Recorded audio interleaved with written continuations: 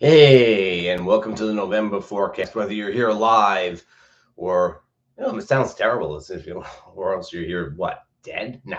If you're here live or if you're watching later on, welcome to the November forecast. Let's uh let's get started with this. If we were to give an overview of November in comparison to October, we might start thinking that it's going to be a quieter month in the sky and hopefully a quieter month down here. I would say that's a possibility, but I'm going to hold that in reserve for a little bit. We'll deal with some questions at the end about how this month is going to play out. But it is a pretty active month. Interestingly, the activity tends to focus around the lunations, around the full moon and the new moon, which it's not too different from October in that respect. So let's see how it's going. We start the month coming off of the eclipse on October 28th, and that energy, the eclipse energy, it peaks at the eclipse and then it kind of trails off and we get down to baseline. We don't get down to baseline actually until we get to the new moon, which is on November 13th. So we have to go all through this time to get down to the baseline level of activity and away from the eclipse energy. But as you'll see, maybe we don't. Maybe we don't. So this first week of the month, we have a lot of Venusian activity. Venus is trying to Uranus, and that's actually on October 31st. Then opposite Neptune, kind of a very nice sort of energy, should be helpful for relationships, should be helpful for business dealings as well. And Venus goes on to trine Pluto on the 6th. And I feel that, the Uranian energy sort of opens up possibilities. The Neptunian energy kind of pulls us around towards different possibilities as well. And then the trine to Pluto is a little bit like, okay, what are we actually going to do? What's the decision we're making here? And it may be a big decision, it may be a tiny little decision. It doesn't really matter. It's just, the sense of having a lot of possibilities up in the air and then kind of condensing down into some reality or another, on a big level or on a tiny little level. So that is the Venusian energy. Now, until Venus goes into her home sign of Libra on the 8th, all of the major planets, except sometimes the moon, are in yin signs. They are in signs that are considered to be in old school astrology. We would say that they're the feminine signs. We tend to say yin signs nowadays, the dark as opposed to the light signs, the receptive as opposed to the more expressive signs. And so the beginning of the month has a little bit of this. There's not a lot of inspiration, there's not a lot of perspective around, except what we already have. Yeah. And of course, how this hits your chart is the important thing. But I think that we might feel that things are a little bit hard to get moving until we get some light in there when Venus goes into Libra. She's also quite happy in Libra. That's her second home. And while Venus in Taurus emphasizes the more sensual enjoyment aspect of the planet, in Libra, it's more about decorum and manners and graciousness and things like that. So, and we could use a little decorum and manners and graciousness. We could use a little diplomacy. We could use a little consideration for the other. So this is something we have to wait until the 8th, till Venus gets out there. Once she gets out there, she ought to help quite a bit. At least in our daily lives. That's what we're hoping the best for. Also, in the first week of the month, we have the Sun opposite Jupiter. This could be a little bit of an ego expander. Right? This is the sort of thing that sort of opens us up. This is pretty much I would say this energy is Thursday, Wednesday, Thursday is when we're really feeling it. A little bit of a puff up, a little bit of a sense of, things could go really nicely. I'm going to, a little faith in the future, a little optimism. and then Saturn stations to go direct on the 4th, on Saturday. So it's a little bit of a contrast that we have going on there. The Sun-Jupiter aspect can puff us up a little bit. Saturn tends to bring us back down to Earth. If folks are a little blustering and blowing hard at midweek, by the weekend, the steam can come out of the wind can come out of the sails. The steam can come out of, well, I don't know what the steam comes out of, but there's a little bit of a deflation that happens. Watch out if people puff themselves up a little too much at midweek, Friday or so, you start to see things coming out of the air comes out of the balloon. Also, coming into that Saturn station, the moon will be in Cancer, and that means she's going to be heading towards an opposition to Pluto. And so part of that end of the week could have a lot to do with folks feeling cautious and protective. The moon is opposite Pluto. Saturn is stationing. Yeah, there is a bit of a bluster with that Sun Jupiter, but the Sun is in Scorpio after all. It's also feeling very protective. So the Sun might be screaming about the need to protect ourselves. You can sort of see that going on. Now, of course, this plays out at the collective level in fairly obvious ways, I guess. Look for it in your own life too. And again, it may not be you, but the people that you're interacting with that are going to have a bit of this kind of, we need to take care of ourselves, we need to be protected, we bottom line kind of energy that comes around, especially with that Saturn station. Saturn station itself, vitality tends to be low, and we don't have any fire in the sky. Actually, we will have the moon in Leo on Saturday when Saturn stations. That's a little help. It would otherwise be a pretty nice weekend. Last quarter moon in Leo, it's a positive. It's a positive. But that Saturn station can really kind of weigh things down a little bit. Try to have fun. Go out. I would guess that we're not going to be making a lot of plans later in the week, but spontaneously things may show up on Saturday. The lowered vitality, very frequently, little minor illnesses go around. You will have things like just colds, and don't get freaked out. But things like colds and other, I guess, with Saturn stationing in Pisces, maybe foot fungus. No, not foot fungus. Waterborne illness in some places, perhaps, but mostly we're looking at just things that spread, little germs, Pisces, little invisible droplets that are spreading.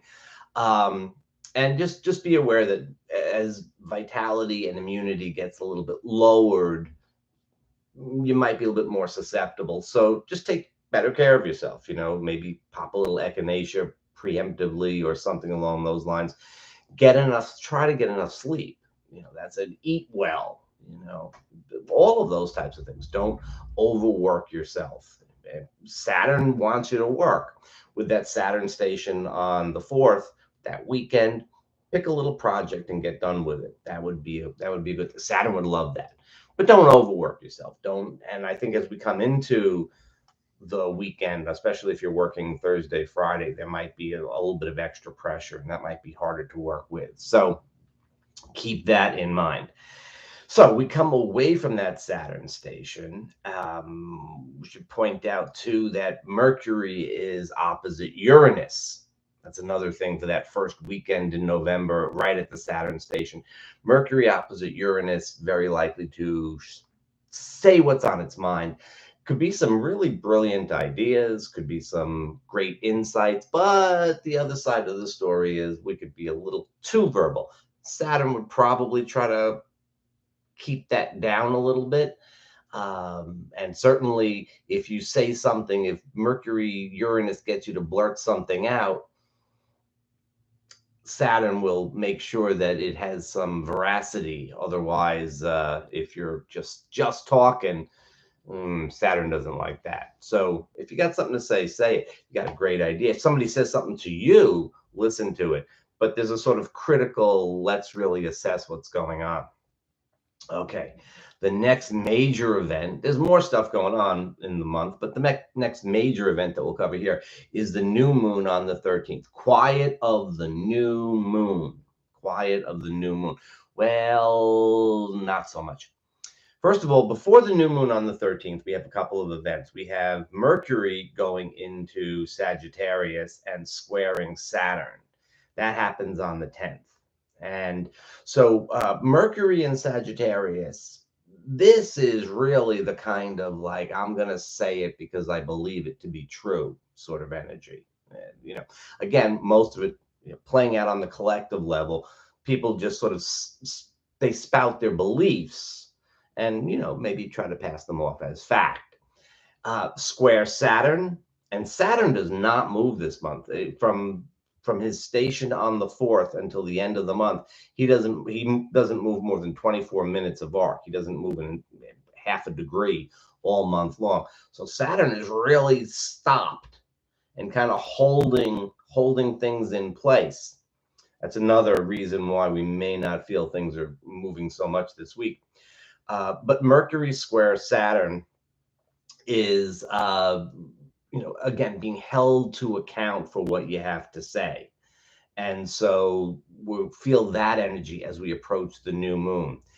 Mars on the 11th, we're not having a quiet new moon here because Mars opposes Uranus on the 11th, right?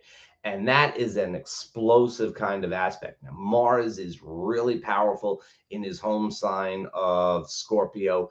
Again, Mars in Scorpio is the defensive warrior. This is the protective, we're protecting the homeland kind of energy, opposite Uranus. And so there's a sort of volatility. Again, at the collective level, who can guess? But at the personal level, you're going to see folks riled up in this kind of, more, these are fixed signs. Scorpio and Taurus are fixed signs, and these are active planets. Sounds to me like a potential recipe for a little bit of frustration. The tension comes in and it releases. It's the new moon, quiet of the new moon. I'm not so sure. It's officially the end of eclipse season, but I think that it's got a lot of volatility built right into it. And this new moon is also itself, not only is Mars opposite Uranus right before the new moon itself is opposite Uranus. The sun and the moon are going to be opposite Uranus at the new moon, less than a half a degree away. Actually, the new moon is at 2150 of Scorpio, and Uranus is at like 2205 of Taurus. So it's very, very tight. I mean, the disks of the sun and the moon cover a half a degree themselves. So very, very strong, powerful. It's the kind of implosive, explosive energy that we'll be feeling right around that third week in November. This is going to be a pretty charged time. The fact that it's a new moon is not going to make things too much more quiet. In fact, it may help to pull things in and then push back out again. Next up, we have the sun going into Sagittarius on the 22nd. Mars goes into Sagittarius on the 24th, and Ceres enters on the 25th. Well, Sagittarian energy, that sun, it's Jupiter's energy. It is a yang sign. It is a light sign. It is a, pretty positive energy in most respects. The darker side of it is it pulls towards polarization. Right? Sagittarius about beliefs. So there can be this kind of push-pull between, facts on the one hand and our belief system on the other. So we have a lot of Sagittarian energy with Mercury, the sun, Ceres, and Mars. And of course, when they get into Sagittarius, the first thing that they do is to square Saturn. So it's kind of like, here we are, we're going to say what we're going to say. We're going to, we're standing up for ourselves. We're following our beliefs. And then Saturn says, well, maybe we're going to let that happen. The full moon then is on the 27th. The moon will be in Gemini. The sun, of course, is in Sagittarius. And this is a pretty volatile, full moon in and of itself, in part because of the Sagittarian energy, but also because Mars squaring Saturn on the 25th. Mars square Saturn, by the way, suggests that, and I know this is going to be on a weekend and so on, but Mars square Saturn suggests focusing your energies. And in mutable signs like Sagittarius and Pisces, that might be a little bit difficult, but that is what is called for. This is the don't multitask aspect. So right around, if you're in the US, right around the Thanksgiving time and that weekend, it says, take one thing at a time. That it should be, all other things considered, it should be a pretty fun weekend. That's good.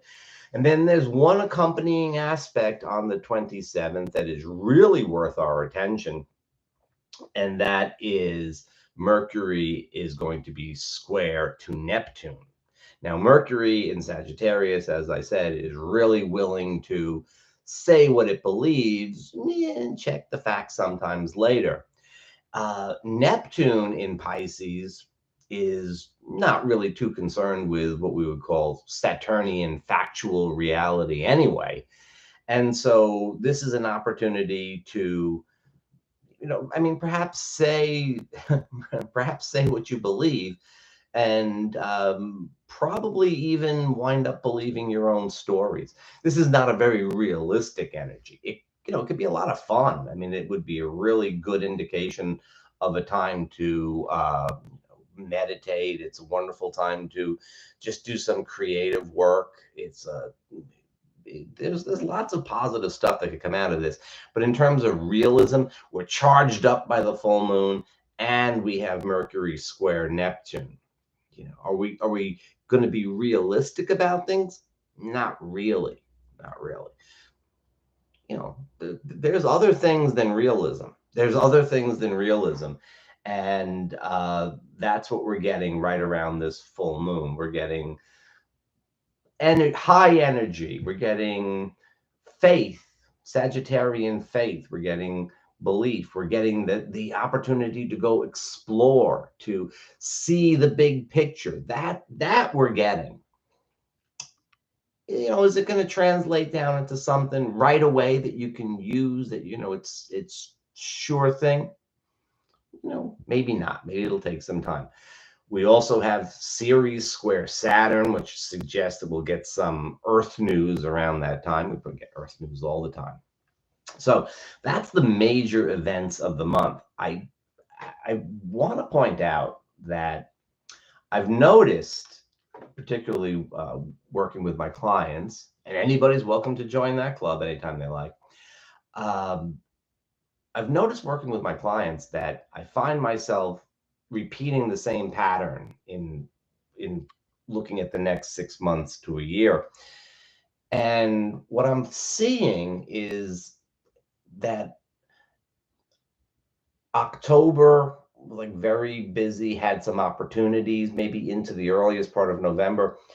And then November, December seemed to be this kind of quiet wasteland of activity. Now, as you can tell from the forecast, it's not like there's nothing going on in the sky. There's quite a bit going on in the sky. And then from the Jupiter station in very, very late December, on December 30th, and then going forward through January, February, there's like opportunities, but things really get cooking for folks in March, April, May. I've seen this a lot, and I'm doing good astrology. Like I'm looking at individual charts, and I'm looking at the transits and progressions and stuff like that. So I know what I'm doing here, but I'm seeing the same pattern. The last time that happened was in late 2019, when I found myself telling everybody that 2020 was probably going to be a bit of a building year. This is what they call it, for baseball teams and stuff like that. You're having a building year, a time when things might not flow all that easily, and then things would get going in 21, 22, and so on.